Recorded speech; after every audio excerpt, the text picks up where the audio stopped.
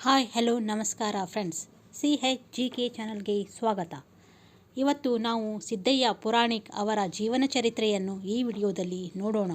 ಸಿದ್ದಯ್ಯ ಪುರಾಣಿಕ್ ಕನ್ನಡ ನಾಡು ಕಂಡ ಶ್ರೇಷ್ಠ ಅಧಿಕಾರಿಗಳು ಮತ್ತು ಸಾಹಿತಿಗಳಲ್ಲಿ ಒಬ್ಬರೆನಿಸಿಕೊಂಡಿದ್ದಾರೆ. ಉನ್ನತ ಅಧಿಕಾರದಲ್ಲಿದ್ದು ಕನ್ನಡದಲ್ಲಿ ಶ್ರೇಷ್ಠ ಕೆಲಸ ಮಾಡಿದ ಮಾಸ್ತಿ ವೆಂಕಟೇಶ ಅಯ್ಯಂಗಾರ್, ನವರತ್ನ ರಾಮರಾವ್ ಅಂತಹ ಮಹನೀಯರ ಸಾಲಿನಲ್ಲಿ ನಿರಂತರ ರಾರಾಜಿಸುವವರು. ವಚನೋದ್ಯಾನದ ಅನುಭಾವಿ, ಬಿರುದಾಂಕಿತ, ಕಾವ್ಯಾನಂದ, ಕಾವ್ಯನಾಮಾಂಕಿತ, IAS ಸ್ಥಾನಾಲಂಕೃತ, ಸಹೃದಯತೆಯ ಶ್ರೇಷ್ಠ ಔನ್ನತ್ಯರಾದ ಕನ್ನಡ ನಾಡಿನ ಅಗ್ರಗಣ್ಯ ಶ್ರೇಯಾಂಕಿತ ಮಹನೀಯ ಡಾಕ್ಟರ್ ಸಿದ್ದಯ್ಯ ಪುರಾಣಿಕರು. ಜೀವನ. ಸಿದ್ದಯ್ಯ ಪುರಾಣಿಕರು ವೀರಶೈವ ಜಂಗಮ ಕುಟುಂಬದಲ್ಲಿ 18ನೇ ಜೂನ್ 1918ರಲ್ಲಿ ಜನಿಸಿದರು. ಈಗಿನ ಕೊಪ್ಪಳ ಜಿಲ್ಲೆಯ ಯಲಬುರ್ಗಾ ತಾಲೂಕಿನ ದ್ಯಾಂಪುರ ಪುರಾಣಿಕರು ಹುಟ್ಟಿದ ಊರು. ಶ್ರೀ ಪಂಡಿತ್ ಕಲ್ಲಿನಾಥ್ ಶಾಸ್ತ್ರಿ ಪುರಾಣಿಕ್ ಹಾಗೂ ಶ್ರೀಮತಿ ದಾನಮ್ಮ ಪುರಾಣಿಕರಿಗೆ ಜನಿಸಿದ 5 ಮಕ್ಕಳಲ್ಲಿ ಹಿರಿಯರು ಡಾಕ್ಟರ್ ಸಿದ್ದಯ್ಯ ಪುರಾಣಿಕರು. ಸಿದ್ದಯ್ಯ ಪುರಾಣಿಕರು ಬಾಲ್ಯದಿಂದಲೇ ಉತ್ತಮವಾದ ಸಾಂಸ್ಕೃತಿಕ ವಾತಾವರಣ ಪಡೆದಿದ್ದರು. ಅವರ ತಂದೆಯವರಾದ ಪಂಡಿತ್ ಕಲ್ಲಿನಾಥ್ ಶಾಸ್ತ್ರಿಗಳು ನೂರಾರು ನಾಟಕ, ರಂಗಗೀತೆಗಳನ್ನು, 9 ಪುರಾಣಗಳು ಮತ್ತು ವಚನ ಸಾಹಿತ್ಯದ ಕುರಿತು 10 ಕೃತಿಗಳನ್ನು ರಚಿಸಿದವರು. ಪ್ರಸಿದ್ಧ ಆಯುರ್ವೇದ ಪಂಡಿತರಾದ ಇವರು ಜನಸಾಮಾನ್ಯರಿಗಾಗಿ ಆರೋಗ್ಯದ ಕುರಿತು ಕನ್ನಡದಲ್ಲಿ ಅನೇಕ ಲೇಖನಗಳನ್ನು ಬರೆದಿದ್ದಾರೆ. ಇದಲ್ಲದೆ ಪ್ರಪ್ರಥಮ ಕನ್ನಡ ಶಾಲೆಯನ್ನು ಸ್ಥಾಪಿಸಿ ಮುನ್ನಡೆಸಿದವರು. ಜೈಮಿನಿ ಭಾರತ, ಶಬರಶಂಕರ ವಿಲಾಸ, ಪ್ರಭುಲಿಂಗ ಲೀಲೆ ಮೊದಲಾದ ಕಾವ್ಯಗಳನ್ನು, ವ್ಯಾಕರಣ, ಛಂದಸ್ಸು ಶಾಸ್ತ್ರಗಳನ್ನು, ವಚನ, ಸುಭಾಷಿತಗಳು, ಹಾಡುಗಳು, ಶತಕ ಮೊದಲಾದವುಗಳನ್ನು ಮಗ ಸಿದ್ದಯ್ಯನಿಗೆ ಕಲಿಸಿಕೊಟ್ಟರು. ತಮ್ಮ ತಂದೆಯವರು ಬರೆದು ಆಡಿಸುತ್ತಿದ್ದ ನಾಟಕ, ಆಗಾಗ ರಚಿಸಿ ಹಾಡುತ್ತಿದ್ದ ಕವಿತೆ ಇವುಗಳನ್ನೆಲ್ಲ ಕೇಳಿದಾಗ ಬೆಳೆಯುವ ಸಿದ್ದಯ್ಯ ಪುರಾಣಿಕರ ಮನಸ್ಸಿನಲ್ಲಿ ತಾನೂ ಹಾಗಾಗಬೇಕೆನ್ನುವ ಹಂಬಲ ಮೂಡಿಬಂತು. ಸಿದ್ದಯ್ಯ ಪುರಾಣಿಕರ ಅಜ್ಜಂದಿರಾದ ಕವಿರತ್ನ, ಚೆನ್ನಕವಿಗಳಂತೂ ಕವಿಗಳಾಗಿ ವಿಖ್ಯಾತರು. ಸೋದರ ಮಾವಂದಿರಾದ ಕಾಲ, ಕಾಲೇಶ್ವರ ಶಾಸ್ತ್ರಿಗಳಂತೂ ದೊಡ್ಡ ವೇದಾಂತಿಗಳು. ವಿದ್ವತ್ತು, ಕಾವ್ಯರಚನೆ, ಪುರಾಣ ಪ್ರವಚನ ಹಾಗೂ ತಾತ್ವಿಕ ಜಿಜ್ಞಾಸೆಗಳಿಗೆ ಅಪರೂಪವಾದ ವಾತಾವರಣ ಮನೆಯಲ್ಲೇ ದೊರೆತದ್ದು ಪುರಾಣಿಕರ ಪುಣ್ಯ. ಬಾಲ್ಯದಿಂದ ಸಾಹಿತ್ಯವೆನ್ನುವುದು ಅವರ ಬದುಕಿನ ಅವಿಭಾಜ್ಯ ಅಂಗವಾಗಿ ಬಿಟ್ಟಿತು. ಮುಂದೆ ಶರಣ ಸಾಹಿತ್ಯದಲ್ಲಿ ಸಿದ್ದಯ್ಯ ಪುರಾಣಿಕರು ಮಾಡಿರುವ ಕಾರ್ಯಸಾಧನೆಗಳಿಗೆ ಅಗತ್ಯವಾದ ವಾತಾವರಣ ಮತ್ತು ಸ್ಫೂರ್ತಿಗಳು ಬಾಲ್ಯದಲ್ಲೇ ಅವರಿಗೆ ಒದಗಿದ್ದವೆಂಬುದು ಸ್ಮರಣೀಯ ಅಂಶವಾಗಿದೆ. ಸಿದ್ದಯ್ಯ ಪುರಾಣಿಕರದು ತುಂಬ ಶಿಸ್ತಿನಿಂದ ಕೂಡಿದ ಅಧ್ಯಯನಶೀಲ ಪ್ರವೃತ್ತಿ. ವ್ಯಾಯಾಮದಿಂದ ಶರೀರವನ್ನು ದೃಢಗೊಳಿಸಿಕೊಳ್ಳುವ ಹಾಗೆ ಸಾಹಿತ್ಯಾಧ್ಯಯನದಿಂದ ಮನಸ್ಸನ್ನು ಶಕ್ತಗೊಳಿಸಿಕೊಂಡವರು. ಏಕಾಗ್ರತೆ ಎನ್ನುವುದು ಅವರಿಗೆ ವರವಾಗಿತ್ತು. ಹೀಗಾಗಿಯೇ ಅವರು ವಿದ್ಯಾರ್ಥಿ ಜೀವನದ ಉದ್ದಕ್ಕೂ ತಮ್ಮ ಉತ್ತಮವಾದ ಮಟ್ಟವನ್ನು ಉಳಿಸಿಕೊಂಡು ಬಂದದ್ದೇ ಅಲ್ಲದೆ ಪರೀಕ್ಷೆಗಳೆಲ್ಲದರಲ್ಲಿ ಗೌರವದ ಸ್ಥಾನಗಳನ್ನು ಉಳಿಸಿಕೊಳ್ಳುತ್ತಲೇ ಬಂದವರು. BA ಪರೀಕ್ಷೆಯಲ್ಲಿ ಸಕಲ ವಿಷಯಗಳಲ್ಲೂ ಅವರಿಗೆ ಪ್ರಥಮ ಸ್ಥಾನ. ಜೀವನದ ಎಲ್ಲ ರಂಗಗಳಲ್ಲಿ ಉತ್ತಮಿಕೆಯನ್ನು ಮೆರೆದ ಸಿದ್ದಯ್ಯ ಪುರಾಣಿಕರು ಕನ್ನಡದತ್ತ ಬಂದದ್ದು ಒಂದು ಯೋಗಾಯೋಗ. ಪ್ರೌಢಶಾಲೆಯಲ್ಲಿದ್ದಾಗ ಅವರು ಬಯಸಿದ್ದು ಯಂತ್ರಜ್ಞನಾಗಬೇಕೆಂದು. ಅದಕ್ಕಾಗಿ ಉನ್ನತ ಗಣಿತಶಾಸ್ತ್ರವನ್ನು ಐಚ್ಛಿಕ ವಿಷಯವನ್ನಾಗಿ ಆಯ್ಕೆ ಮಾಡಿಕೊಂಡಿದ್ದರು. ಇವರ ಮೆಚ್ಚಿನ ಗುರುಗಳಾದ ರಹಮತುಲ್ಲಾ ಖಾನ್ ಸಾಹೇಬರು ಹೋಂವರ್ಕ್ ಬಗ್ಗೆ ತುಂಬ ಕಟ್ಟುನಿಟ್ಟಿನವರಾಗಿದ್ದು, ಒಂದು ದಿನ ಸಿದ್ದಯ್ಯ ಪುರಾಣಿಕರು ಹೋಂವರ್ಕ್ ಮಾಡಿರದಿದ್ದರಿಂದ ಸಿಟ್ಟಾದದ್ದೇ ಅಲ್ಲದೆ ಈ ವಿಷಯ ಬಿಟ್ಟು ಬೇರೆಯದನ್ನು ಆರಿಸಿಕೋ ಹೋಗು ಎಂದು ಗದರಿಸಿಬಿಟ್ಟರು. ಸ್ವಾಭಿಮಾನಿಯಾಗಿದ್ದ ಸಿದ್ದಯ್ಯ ಪುರಾಣಿಕರು ತಟ್ಟನೆ ಒಂದು ನಿರ್ಧಾರಕ್ಕೆ ಬಂದುಬಿಟ್ಟರು. ಕನ್ನಡಕ್ಕೆ ಹೆಸರಾಗಿದ್ದ ತಮಗೆ ಭೀಮಸೇನರಾಯರ ಬಳಿಗೆ ಹೋಗಿ ಕನ್ನಡವನ್ನು ಐಚ್ಛಿಕವಾಗಿ ಆರಿಸಿಕೊಳ್ಳುವ ಇಚ್ಛೆ ವ್ಯಕ್ತಪಡಿಸಿ ಅವರ ಶಿಷ್ಯತ್ವವನ್ನು ಪಡೆದುಕೊಂಡು ಬಿಟ್ಟರು.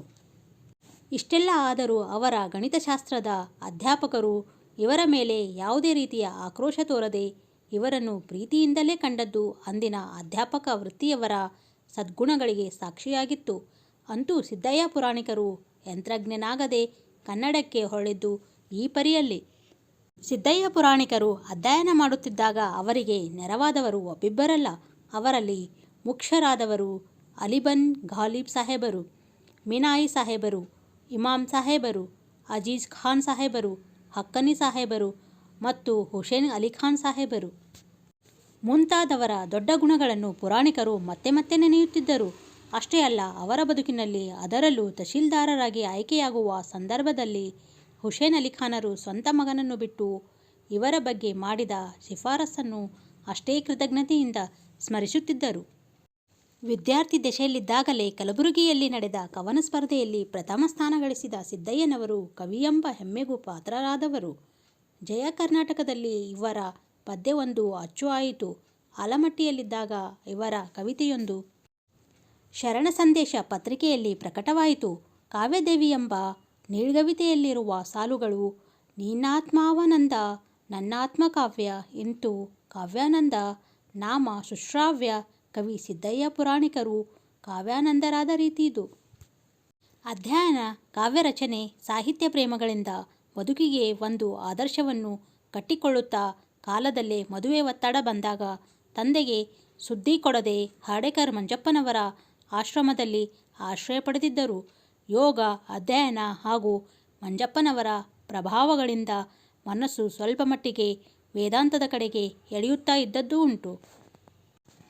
ಆದರೆ ಸಂಗ್ರಾಮಪ್ಪನವರಿಂದ ಬಂದ ಸುದೀರ್ಘ ಪತ್ರ ಇವರ ಬದುಕಿನ ದಿಕ್ಕನ್ನು ಬದಲಾಯಿಸಿತು. ಉದಯಗಿರಿಯ ಹಾವ್ಗಿಸ್ವಾಮಿ ಮಠ ಆ ಭಾಗದ ಪ್ರಸಿದ್ಧ ಮಠವಾಗಿದ್ದು, ಅದಕ್ಕೆ ಪೀಠಾಧ್ಯಕ್ಷರಾಗಲು ನಿಮ್ಮ ಮಗನನ್ನು ದಾನವಾಗಿ ನೀಡಬೇಕೆಂದು ಸಿದ್ದಯ್ಯ ಪುರಾಣಿಕರ ತಂದೆಯವರಿಗೆ ಬಂದ ಪತ್ರ ಅದು. ಸಿದ್ದಯ್ಯ ಪುರಾಣಿಕರ ತಂದೆ ಆ ಪತ್ರವನ್ನೋಡಿ ಮಂಕಾದುದೇನೋ ನಿಜ, ಆದರೆ ಅದನ್ನು ಮಗನ ಕೈಯಲ್ಲಿಟ್ಟು ಈ ಬಗ್ಗೆ ನಿನ್ನ ತೀರ್ಮಾನವೇ ನಮ್ಮೆಲ್ಲರ ತೀರ್ಮಾನ ಎಂದು ಹೇಳಿದಂತೆಯೇ ನಡೆದುಕೊಂಡರು. ಸಿದ್ದಯ್ಯನವರು ಬಹಳಷ್ಟು ಯೋಚಿಸಿದರು. ತಂದೆಯವರ ಬಡತನ, ತಮ್ಮಂದಿರ ಕಷ್ಟ ಕಾರ್ಪಣ್ಯದ ಸ್ಥಿತಿ ಇವುಗಳನ್ನೆಲ್ಲ ಕಣ್ಣೆದುರು ನಿಂತವು. ಸಂಯಮಿ ಎಂದು ಖ್ಯಾತರಾಗಿದ್ದ ಸಿದ್ದಯ್ಯನವರು ತಾವು ಮೆಚ್ಚಿದ್ದ ಗವಿಯೊಂದರಲ್ಲಿದ್ದ ಯೋಗಿಯನ್ನೇ ಈ ಬಗ್ಗೆ ಸಲಹೆ ಕೇಳಲು ಹೊರಟರು. ಗುಹೆಯ ಸಮೀಪ ಬರುತ್ತಿದ್ದಾಗ ಕಂಡ ಭೋಗದ ದೃಶ್ಯ ಅವರ ಮನಸ್ಸನ್ನು ಕ್ಷಣಕಾಲ ಗೊಂದಲದಲ್ಲಿ ಬೀಳಿಸಿದರೂ ಬದುಕಿನ ಹಾದಿ ಅವರಿಗೀಗ ನಿಚ್ಚಳವಾಗಿತ್ತು. ಸನ್ಯಾಸಿಯಾಗುವ ಹಂಬಲವನ್ನು ದೂರ ಮಾಡಿಬಿಟ್ಟರು. BA ತೇರ್ಗಡೆಯಾಗಿ ವಿಶ್ವವಿದ್ಯಾಲಯಕ್ಕೆ ಪ್ರಪ್ರಥಮರಾಗಿ ವಕೀಲರಾಗುವ ಸಲಹೆ ಮೇಲೆ LLB ಪರೀಕ್ಷೆಗೂ ಕುಳಿತರು. BA ಪರೀಕ್ಷೆಯ ಉನ್ನತ ಸ್ಥಾನದ ದೆಸೆಯಿಂದ ಸಿದ್ದಯ್ಯ ಪುರಾಣಿಕರು 1943ರಲ್ಲಿ ತಹಶೀಲ್ದಾರರಾಗಿ ಆಯ್ಕೆಯಾದರು. ಮುಂದೆ ಅವರು ನಾಂದೇಡ್, ಕಲಬುರಗಿ, ತಾಂಡೂರು, ಯಾದಗಿರಿ, ಬೆಂಗಳೂರು, ಮಡಿಕೇರಿ, ಬೆಳಗಾವಿಗಳಲ್ಲಿ ಸೇವೆ ಸಲ್ಲಿಸಿ ಬೆಂಗಳೂರಿನಲ್ಲಿ ನಿವೃತ್ತರಾದರು. ತಹಶೀಲ್ದಾರರಾಗಿ ನೌಕರಿಗೆ ಸೇರಿದ ಅವರು ಹೈದರಾಬಾದು ಸಂಸ್ಥಾನದಲ್ಲಿದ್ದು ಪಡೆದ ಅನುಭವ ಅಪಾರವಾದುದು. ಅವರಿಗೊದಗಿದ ವಿಪತ್ತುಗಳು ಕೆಲವಲ್ಲ. ಆದರೆ ಒಪ್ಪಿಕೊಂಡ ಕೆಲಸವನ್ನು ಅತ್ಯಂತ ಪ್ರೀತಿ, ದಕ್ಷತೆಯಿಂದ ನಿರ್ವಹಿಸಿ ಕರ್ತವ್ಯ ಎನ್ನುವುದು ಸೇವೆಯ ಅವಕಾಶ ಎಂದು ಭಾವಿಸಿದ ಸಿದ್ದಯ್ಯ ಪುರಾಣಿಕರು ಡೆಪ್ಯೂಟಿ ಕಲೆಕ್ಟರ್, ಅಧೀನ ಕಾರ್ಯದರ್ಶಿ, ಉಪಕಾರ್ಯದರ್ಶಿ, ವಾರ್ತಾ ಮತ್ತು ಪ್ರವಾಸೋದ್ಯಮ ಇಲಾಖೆಯ ಮುಖ್ಯಾಧಿಕಾರಿ, ಜಿಲ್ಲಾಧಿಕಾರಿ, ಸಾರಿಗೆ ಕಮಿಷನರ್, ಕಾರ್ಮಿಕ ಕಮಿಷನರ್ ಹೀಗೆ ವಿವಿಧ ಹಂತಗಳಲ್ಲಿ ಹಾಗೂ ಹುದ್ದೆಗಳಲ್ಲಿ ಕಾರ್ಯನಿರ್ವಹಿಸಿ ಬಹುಮುಖವಾಗಿ ಜನಪರವಾದ ಕಾರ್ಯಗಳನ್ನು ಮಾಡಿದರು. ಅಮಲ್ದಾರರಾಗಿ ನೇಮಕಗೊಂಡ ಕಾಲದಲ್ಲಿಯೇ ಸಿದ್ದಯ್ಯ ಪುರಾಣಿಕರು ತಾವು ನೋಡಿ ಮೆಚ್ಚಿದ ಗಿರಿಜಾದೇವಿಯವರನ್ನು ಮದುವೆಯಾದರು. ವಿಜಯ, ಶಿವಗೀತಾ ಮತ್ತು ಭಾರತಿ ಎಂಬ 3 ಹೆಣ್ಣು ಮಕ್ಕಳು ಮತ್ತು ಪ್ರಸನ್ನಕುಮಾರ ಪುರಾಣಿಕ ಎಂಬ ಪುತ್ರರ ಸಂಸಾರ ಅವರದಾಗಿತ್ತು. ಸಾಹಿತ್ಯ ಸೇವೆ. ಸಿದ್ದಯ್ಯ ಪುರಾಣಿಕರು ವೃತ್ತಿಯಲ್ಲಿ ಅಧಿಕಾರಿಗಳಾಗಿದ್ದರೂ ಪ್ರವೃತ್ತಿಯಲ್ಲಿ ಸಾಹಿತಿಗಳು. ಅವರ ಸಾಹಿತ್ಯರಾಶಿ ವಿಪುಲವಾಗಿವೆ ಹಾಗೂ ವೈವಿಧ್ಯಮಯವೂ ಆಗಿದೆ. ಆತ್ಮಾರ್ಪಣೆ, ಭಾರತವೀರ, ರಜತರೇಖೆ, ಭಿನ್ನಾನುಪುರು ಅಲ್ಲದೆ ಕೆಲವು ಗೇಹ ನಾಟಕಗಳು ಎಂಬ ನಾಟಕಗಳನ್ನವರು ರಚಿಸಿದ್ದಾರೆ. ಭರತವೀರ ನಾಟಕ ಚೀನಿಯರ ದಾಳಿಯ ಸಂದರ್ಭದಲ್ಲಿ ಹುಟ್ಟಿದ್ದು. ತ್ರಿಭುವನ ಮಲ್ಲ ಎಂಬ ಕಾದಂಬರಿಯು ಇವರದೇ. ವಿಕಾಸವಾಣಿ ಎಂಬುದು ವಯಸ್ಕರಿಗಾಗಿ ಬರೆದ ಕೃತಿ. ಮಕ್ಕಳಿಗಾಗಿ ತುಪ್ಪ ರೊಟ್ಟಿ, ಗೆ ಗೆ ಗೆ, ಗಿಲ್ ಗಿಲ್ ಗಿಲ್ಗಚ್ಚಿ, ತಿರುಗಲೆ ತಿರುಗಲೆ ತಿರುಗುಯ್ಯಾಲೆ, ನ್ಯಾಯ ನಿರ್ಣಯ, ಮಕ್ಕಳ ಲೋಕ ಸಂಚಾರ, ಬಣ್ಣ ಬಣ್ಣದ ಓಕುಳಿ ಎಂಬ 6 ಕೃತಿಗಳನ್ನು ರಚಿಸಿದ್ದಾರೆ. ಬಸವಣ್ಣನವರ ಜೀವನ ಹಾಗೂ ಸಂದೇಶ, ಮಹಾದೇವಿ, ಹರ್ಡೇಕರ್ ಮಂಜಪ್ಪನವರು, ಸಿದ್ದರಾಮ, ಮಿರ್ಜಾ ಗಾಲಿಬ್, ಅಲ್ಲಂಪ್ರಭು ಎಂಬ ಜೀವನ ಚರಿತ್ರೆಗಳನ್ನು ರಚಿಸಿದ್ದಾರೆ. ಕಥಾಮಂಜರಿ ಹಾಗೂ ತುಷಾರಹಾರ ಎಂಬ 2 ಕಥಾ ಸಂಕಲನಗಳನ್ನು ಬರೆದಿದ್ದಾರೆ. 13ಕ್ಕೂ ಹೆಚ್ಚು ಕೃತಿಗಳ ಸಂಪಾದನೆ ಕಾರ್ಯವನ್ನು ಮಾಡಿದ್ದಾರೆ. ಇವುಗಳಲ್ಲಿ ಕೆಲವು ಅನ್ಯ ಮಹನೀಯರೊಡನೆ ಸಂಪಾದಿಸಿದವುಗಳಾಗಿವೆ. ಹಲವೊಂದು ಅನುವಾದಗಳನ್ನು ಮಾಡಿದ್ದಾರೆ. ಜಲಪಾತ, ಕರುಣಾಶ್ರಾವಣ, ಮಾನಸ ಸರೋವರ, ಮೊದಲು ಮಾನವನಾಗು, ಕಲ್ಲೋಲಮಾಲೆ, ಚರಗ, ಹಾಲ್ದೆನೆ, ಮರುಳ ಸಿದ್ಧನ ಕಂತೆ, ಆಯ್ದ ಕವನಗಳು ಎಂಬ ಕವನ ಸಂಕಲನಗಳು ಪ್ರಕಟವಾಗಿವೆ. ಕುವೆಂಪು, ಅಂಬಿಕಾತನಯ ದತ್ತ, ಡಿ. ಎಸ್. ಕರ್ಕಿ ಮೊದಲಾದವರ ಮೆಚ್ಚುಗೆಗೆ ಪಾತ್ರವಾದ ಇವರ ಕಾವ್ಯ ನವೋದಯ ಮಾರ್ಗಕ್ಕೆ ಸೇರಿದ್ದಾಗಿದೆ. ಬಾಳಪ್ಪ ಹುಕ್ಕೇರಿಯವರು ಹಾಡಿರುವ ಮೊದಲು ಮಾನವನಾಗು ಗೀತೆ ಮುಟ್ಟದ ಕನ್ನಡದ ಕಿವಿಗಳಿಲ್ಲ, ತಟ್ಟದ ಹೃದಯಗಳೇ ಇಲ್ಲ. ಸಿರಿಗನ್ನಡದ ಜ್ಯೋತಿ ಮೊದಲು ಮಾನವನಾಗು, ತಾಜಮಹಲು ಕವಿತೆಗಳಂತೂ ತುಂಬ ಮೆಚ್ಚುಗೆಗೆ ಪಾತ್ರವಾಗಿ ಬಿಟ್ಟಿವೆ.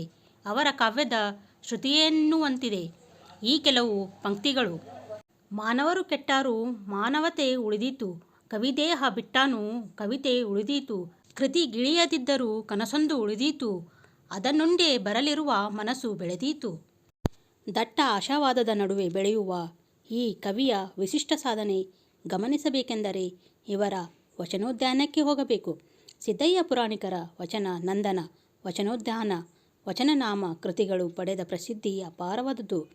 ಕಲಕತ್ತೆಯ ಬಿಲ್ವಾರ ಪ್ರಶಸ್ತಿಯನ್ನು ಕನ್ನಡಕ್ಕೆ ಮೊದಲು ತಂದುಕೊಟ್ಟಿದ್ದು ವಚನೋದ್ಯಾನ. ವಚನೋದ್ಯಾನದಲ್ಲಿ ಆಧುನಿಕ ವಚನಕಾರರಲ್ಲಿ ಅತ್ಯಂತ ಪ್ರಮುಖವೆನಿಸುವ ವಚನಕಾರರನ್ನು ಎದುರುಗೊಳ್ಳುತ್ತೇವೆ. ಪುರಾಣಿಕರಿಗೆ ವಚನ ಪ್ರಕಾರ ಮಿಕ್ಕೆಲ್ಲ ಪ್ರಕಾರಗಳಿಗಿಂತ ಹೆಚ್ಚು ಸಮರ್ಥವೂ ಉಚಿತವೂ ಆದ ಅಭಿವ್ಯಕ್ತಿಯಾಗಿರಿಸುವಂತಿದೆ. ಈ ಎರಡೂ ವಚನಗಳನ್ನು ಗಮನಿಸಿ. ಫಲವಿತ್ತ ರೆಂಬೆ ಬಾಗುತ್ತದೆ, ಗೊನೆ ಹೊತ್ತ ಬಾಳೆ ಬಾಗುತ್ತದೆ, ತೆನೆ ಹೊತ್ತ ದಂಟು ಬಾಗುತ್ತದೆ, ಏನೇನೂ ಇಲ್ಲದದು ಬೀಗುತ್ತದೆ ನೋಡ ಸ್ವಾತಂತ್ರ್ಯಧೀರ ಸಿದ್ದೇಶ್ವರ. ಹೂವು ತನ್ನೆದೆಯ ತೆರೆದರೆ ಅಂದ ಸುಗಂಧ ಮಕರಂದಗಳ ಸುಗ್ಗಿ, ಸಿಂಪುಗಳು ತಮ್ಮೆದೆಯ ತೆರೆದರೆ ಮುತ್ತುಗಳು ಬರುವವು ನುಗ್ಗಿ, ಹನುಮ ತನ್ನೆದೆಯ ತೆರೆದರೆ ಸೀತಾರಾಮರ ಚಿತ್ರ, ഇരുಳು ತನ್ನೆದೆಯ ತೆರೆದರೆ ಕೋಟಿ ಕೋಟಿ ನಕ್ಷತ್ರ, ಎಲ್ಲರೆದರಲ್ಲಿ ಒಂದಿಲ್ಲೊಂದು ನಿಧಿ ನಿಧಾನ ನಿನ್ನವರ ಪ್ರಧಾನ, ನನ್ನೆದೆಯಲ್ಲಿ ನೀನಾದರೂ ಇರಯ್ಯ ಸ್ವತಂತ್ರಧೀರ ಸಿದ್ದೇಶ್ವರ ಎಂಬ ಸೊಗಸಾದ ವಚನಗಳನ್ನು ಬರೆದಿದ್ದಾರೆ. ಸಿದ್ದಯ್ಯ ಪುರಾಣಿಕರ ಪ್ರತಿಭೆ ವಚನೋದ್ಯಾನದಲ್ಲಿ ತನ್ನ ಸಿದ್ಧಿ ಪಡೆದಿರುವುದನ್ನು ಕಾಣಬಹುದು. ತುಷಾರಹಾರ ಎಂಬುದು ಕಥಾ ಸಂಗ್ರಹವೆಂದಿದ್ದರೂ ಅದು ಹನಿಗತೆಗಳ ಸಂಕಲನ. ಅದರ ವೈಶಿಷ್ಟ್ಯ ಎಂದರೆ ಅಲ್ಲಿನ ಕೆಲವು ಹನಿಗತೆಗಳು ಹೊಸ ಪುರಾಣ ಸೃಷ್ಟಿಯನ್ನೇ ನಡೆಸಿಬಿಟ್ಟಿವೆ. ಸಿದ್ದಯ್ಯ ಪುರಾಣಿಕರ ಮತ್ತೊಂದು ಮಹತ್ವದ ಕೃತಿ ಶರಣ ಚರಿತಾಮೃತ. ಈ ಗ್ರಂಥವನ್ನವರು ವಯಸ್ಕರ ಶಿಕ್ಷಣ ಸಂಸ್ಥೆಗಾಗಿ ಬರೆದರು. ಇದರ ರಚನೆಯ ಹಿನ್ನೆಲೆಯಲ್ಲಿ ಅಪಾರವಾದ ಅಧ್ಯಯನ ಹಾಗೂ ವಿದ್ವತ್ತುಗಳಿವೆ. ಅಕರ ಗ್ರಂಥವೆನಿಸಿಕೊಂಡಿರುವ ಈ ಕೃತಿ 28 ಶರಣರ ಜೀವನ ಚರಿತ್ರೆಯನ್ನೊಳಗೊಂಡಿವೆ.